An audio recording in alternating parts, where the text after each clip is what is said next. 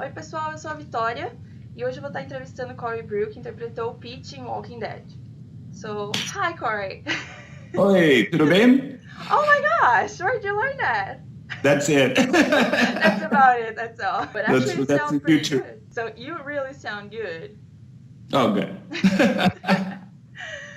So, okay, first thing we wanted to ask you, it's like when you first decided when you wanted to be an actor, what motivated you to do it? And we know you've been working on stage a lot to this day. Uh-huh. So how did you start and what influenced you? I started when I was a kid in a very small town in Ohio, and our school would do plays. Our high school would do one play a year. And because it was such a small town, there weren't that many kids interested in doing it, I guess, at the time. So I often got to play one of the bigger roles. And when I graduated from high school, I thought I wanted to be a journalist, like a television journalist. But I had a teacher who said, you should at least audition for one or two schools for acting. And so I auditioned at one school, and I didn't get in, and I was all set to go to another school to study journalism, and then I guess somebody dropped out and they had room for me all of a sudden. So I thought, what the heck? And so I went and studied musical theater. I took dancing classes and singing, and I loved it. And then moved to New York and realized that I wanted to do more straight plays. You know, I wanted to do Shakespeare and things like that. So I went to graduate school, and that was on the West Coast, and I've just been out here ever since. And I found some way to keep doing theater, but also I want to do more things like more TV and film stuff for sure. I love it. And how was your first experience on TV?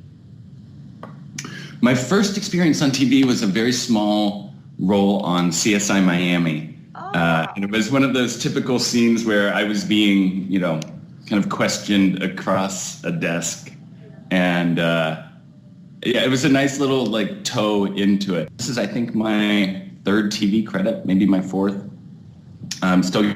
Oh, that's amazing. So you went up pretty fast. I feel lucky. And how was the auditioning process for The Walking Dead? Did you receive an invitation or did you apply for an audition? I had just started working with this great little agency in North Carolina, and this wonderful woman, Luann, sent me The Walking Dead, and so I put myself on tape and sent it to them, and by the end of a week, I knew that I was doing it. It was crazy because the scene was not at all from The Walking Dead that I auditioned with. It was Scott Gimple, I guess, writes them, and he writes these scenes that could be from any show. I don't know how you do this, but it was a great scene, and I would have done that show too, whatever that was. I think we got on Talking Dead, the actress Alexandra who plays Jessie. She told the same thing, that she played a part that was nothing at all related to what she was doing on The Walking Dead. And that's weird how they can do that. Yeah, it really is. I mean, there was definitely, in retrospect, I can see exactly what they were looking for. I mean, from that scene, I can see they were looking for someone who could kind of turn on a dime. Yeah. But it's very smart. It was so secretive. It made it really kind of fun, though, too. Yeah, I can imagine that. And how is it to keep the secret from your friends and family for a while? Yeah, that was really difficult, actually. I got better at it. I had to keep it complete secret. It wasn't just like I could say that I was on the show but couldn't say anything about the role. I had to really not say anything.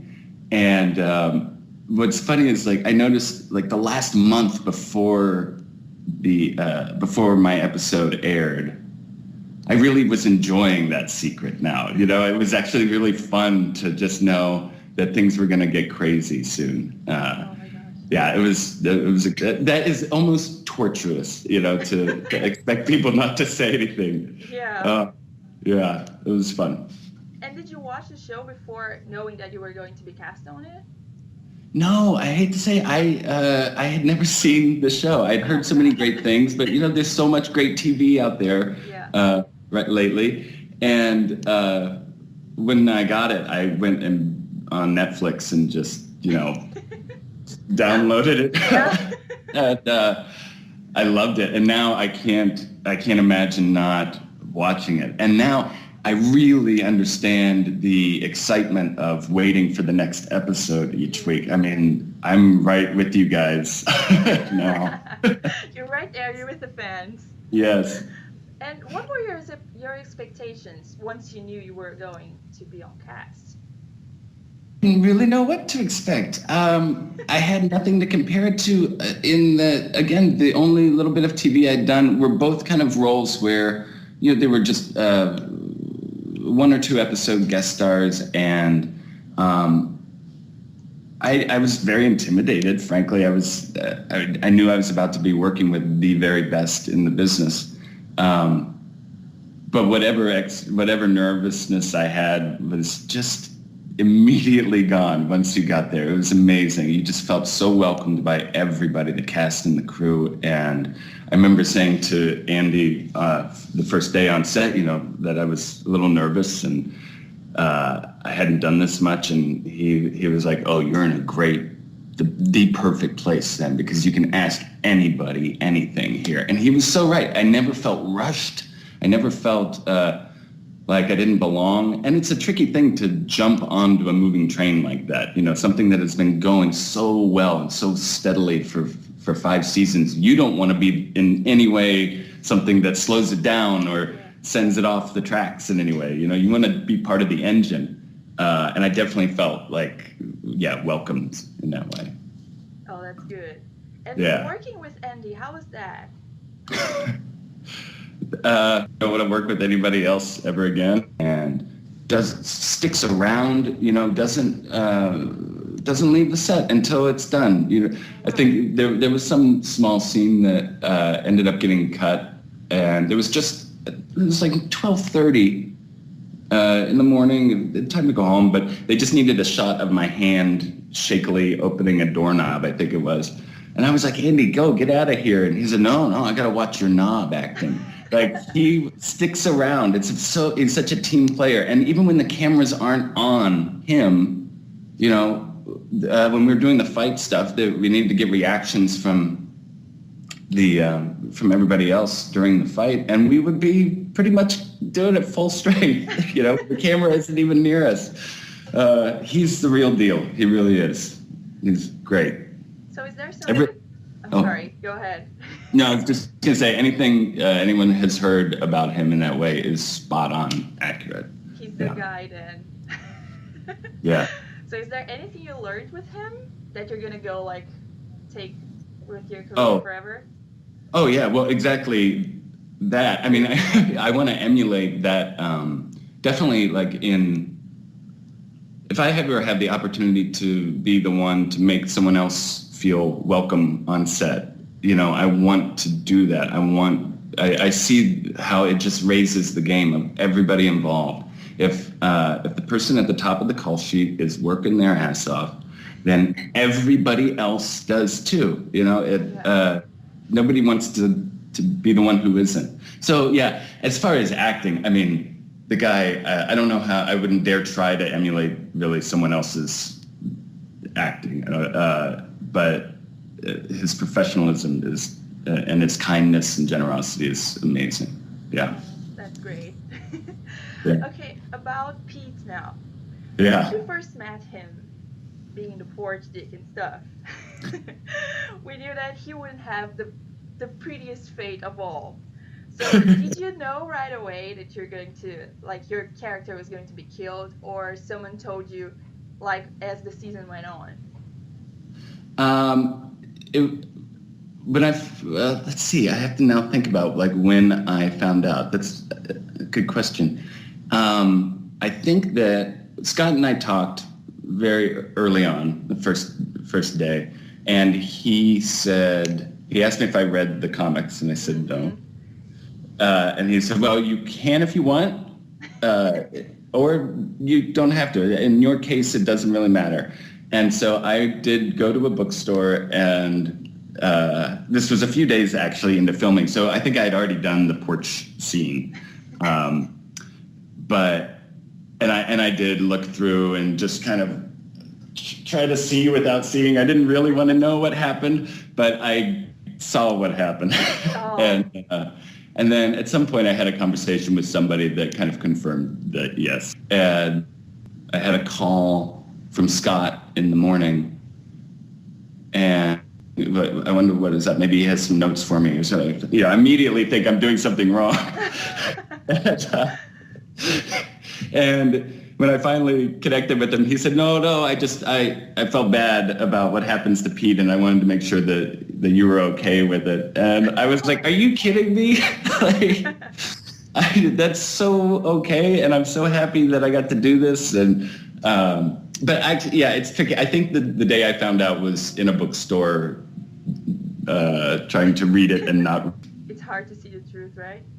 It is. We all face it. We all go some point. Yeah. And okay, I'm going to refer to Portuguese one last time. Sure. The thing went to Urban Dictionary right now. You know that, right? Yeah. Like so, that night, I think. So how are you dealing with it, with this nickname? And where the idea of doing that video with the song came from? Well, I will say nothing has really changed in my real life, honestly, as far as the porch dick. Nobody really has yelled out porch dick from a distance or written that on my Starbucks coffee cup or something. That has not happened. So, and as far as the idea, it was actually my friend David Poe sent me a text, and he was like, hey, you should write a little ditty about porch dick just for the fans. And I thought about it, and I thought, well, I don't want to do a song this silly nicknamed. I wanted to somehow find a way to embrace it and enjoy it without completely owning it. Yeah. So this seemed like a fun way to do it.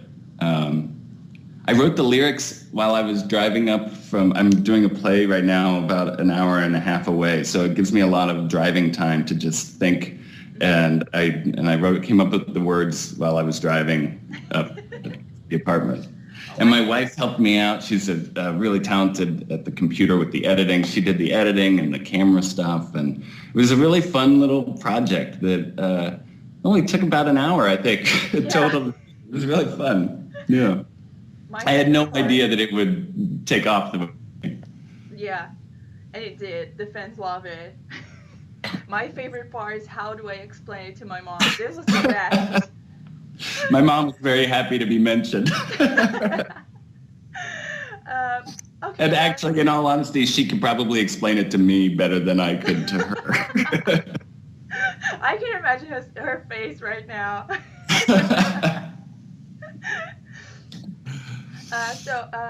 The show treats the domestic abuse subject pretty intensely with care and their stories. Did you have any background information on why Pete was abusing Jesse, or if that something pre-apocalypse or only post-apocalypse, and if it was only because of the alcohol abuse or had some other reason? Did you know that? We talked a little bit about the story and like when they met, and nothing too detailed. And I think the general feeling was that this was something that if the apocalypse hadn't happened, maybe he would have found help for this and dealt with it. Maybe it wouldn't have even ever really been a problem. And that any kind of support system or help goes out the window in this case. I feel Pete's a really damaged guy. He's really, it's sad in a way to me. It's terrible by alcohol, let out through alcohol, I think. I feel bad for Pete. Yeah. Okay, and do you think that if he was kept alive, he would try to hurt Tara in a way, like as a form of retaliation against Rick's behavior? That I would hurt who? Tara? He was supposed to be taking care of Tara when she came back from the errand they ran. She was supposed to be taking care of Tara. Wait, who was? Pete. Pete was supposed to take care. When Carol comes to threat him, she's like, okay, you have to check on Tara. Oh, right. Yeah. Well, it's funny because I think in the script that we ended up shooting, there was this little moment that we saw where he was over at the, he does end up going over to his office, to the medical office. So he does go over there. So I think he is like going through the motions of his job, and even then. I'm sorry, it took me a second there to put what you were asking together. So, so if he hadn't been killed, would he have continued to help Tara? No, if he wouldn't help her, if he would hurt her in a kind of way just to hurt Rick. No. Okay. I don't think so. That's not how Pete operates, I don't think. Yeah. Good. That makes him a little bit worse. Not that bad. And how do you think that the Pete's death and Rick being the one who killed him would affect Rick's relationship with Jesse and especially with Sam? Yeah, that's a rough first date. I don't know. That really is a terrible beginning for a relationship. I mean, I don't know how Jesse will deal with that and the kids. I'm really curious about that myself for season 6. Yeah, let's wait for it. Yeah. Okay, we know that all the actors involved in this project are very cheerful, and we know that the set's pretty happy sometimes. Yeah. So do you have any funny moments to share with us? Oh, I mean, the whole thing was fun. I will say that I think that the people who are there, for years and years, they fool around from themselves who were happy to be there and wanting to do a good job. And, like, in fact, if you look, there's a cast photo at the end of the season, or some of the cast who were there, and they did a goofy shot. And I noticed that the folks like myself and Jordan and the new guys, I noticed, were nearly as goofy as everybody else because, it's not your home yet in that way. There was definitely a lot of hijinks. Steven, I can tell, is just somebody who makes everybody smile all the time wherever he's around. And I saw him like playing a lot of basketball and goofing, and I didn't have too much to do with Norman, but my little interaction with him was also very positive on set and friendly. And didn't seem like, I wouldn't say Andy was too much of a prankster in any way, but he was definitely a good energy. But I'm told that the crew just went crazy with costumes, and I saw lots of pictures. It's a good time, yeah. Oh, that's amazing. So you said you're on a play right now. Besides the play, do you have something else on your plate that you can share with us, new projects or stuff? The play is the only thing right now, other than I do a lot of audiobook recordings, narrations, and my next one I'm starting to work on is a new book called The Mountain Story. I hate to say I can't remember the name of the author, but that'll come out in a month or two. And there are lots of other audiobooks that I've done that people can find on audible.com. Oh, that's amazing. I didn't know that. Yeah. I'm going to look for it. Well, in fact, I will say there are, I've done 2 for this author named Nick Cutter, who really writes in a great horror thriller genre. In fact, Stephen King really promoted one of his books. And so I can imagine Walking Dead fans actually getting into his writing. They might want to check it out. Yeah, I'm sure you're going to check it out. Yeah. So we selected 2 fan questions from our Facebook and Twitter pages. Oh, great. And if you don't mind, I'm going to ask them to you. Yeah. One of the fans is called Thais. She asked, how do you think Pete's death will influence Rick's relationship with Morgan? Do you have any theories about it? Well, Morgan definitely saw Rick at his worst there, and wasn't there for what led up to it too. So it had to be confusing. I guess I'll add that to my list of things I can't wait to see in season 6 either. I don't know. I'm not one. It's funny. Some people are really have such great imaginations at thinking, yes, I'm not that kind of fan. I'm always like, what will they do? Yeah. Theories, I guess. Yeah, but that's okay. I'm not very creative myself. And also, Rochelle asked, how did Pete feel when he realized Carol wasn't as harmless as she seemed? Oh, yeah, that was a great moment. I think, in a way, it's like Pete has never seen a woman before. Do you know what I mean? As a source of power in that way, and also, I think that's one of the few moments we've seen him where he's probably not drunk. He's beat up and probably hungover, but he doesn't have the bravado that he sometimes can tap into. So he really is seeing her for the first time, and it's great because I get to see that this has all been this act of this goody two shoes, cake making, cookie baking thing is an act. Yes, so that was great. Great question. It was an intense scene. Yeah. We were all like, oh my gosh, Carol can kill him right now. I loved it. Okay, the staff from the website, we came up with a little game.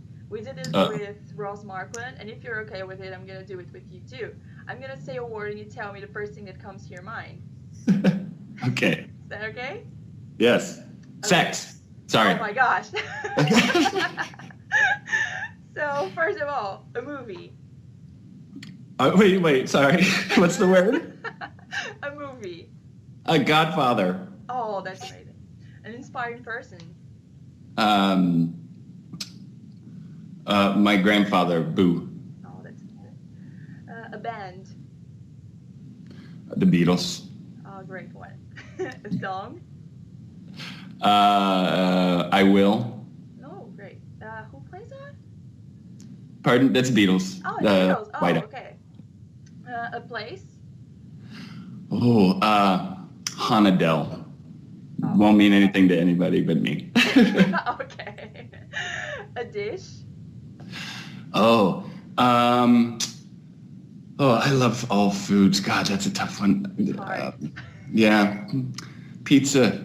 I personally am living abroad, so I completely miss Brazilian food right now.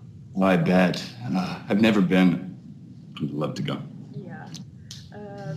A fear. I'm sorry? A fear? A fear. Oh, death. Yeah, that's reasonable. A goal? Happiness. Oh, that's great. So, okay, last but not least, you must have a lot of Brazilian followers on Twitter, right? I guess I do. Do you receive a lot of messages from them? I haven't. I've received some highs and hellos, I know. And I haven't received too many direct messages, which is actually just fine with me. I like all these conversations in the public. But I look forward to meeting more and saying hi. And I'm going to try to do the whole convention thing, I guess. So hopefully I'll get to meet fans across the globe over the years. I can't wait for that. Oh, that would be great. Do you have anything else to say to them? Do you want to send a message or something? Just hello and avoid porch windows. That was a great one. A great advice. So I think this is it. We had all the questions done. So I want to thank you again for letting us do this, for giving us the opportunity, and for finding time for us, because it must be super hard for you.